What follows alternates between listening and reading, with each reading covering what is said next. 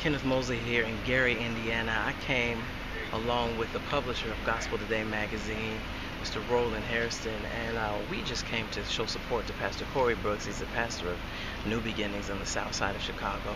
Some of you may know him as the pastor on the rooftop, who's raising money in the dead of winter on top of the roof across from this church, trying to shut down gang activity, violence, prostitution, and all of that kind of thing. And now he's in the summertime walking across America from June all the way down into October.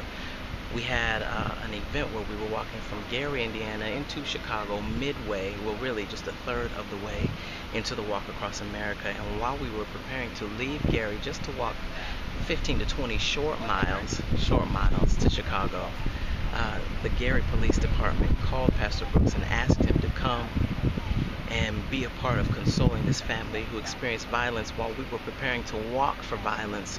In recognition of violence, each day Pastor Brooks has chosen someone to walk in honor of. While we were preparing to walk, the police department called and said we've had another violent death. Apparently it may have been drug related.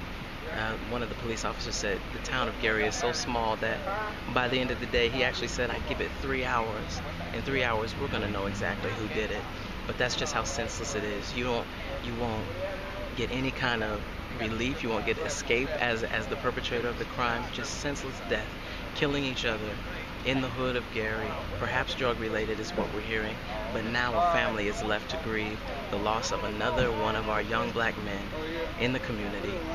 Stopping the violence, Pastor Corey Brooks. And if you would like more information about how to help this, to give, as Pastor Brooks tries to put some things in place, community centers and shut down drug houses and that kind of thing, projecthood.org is where you want to log on to. And of course there's more information on the Gospel Today site as we continue to cover this. Corey Brooks really doing his thing all the way across America, and obviously there is a cause.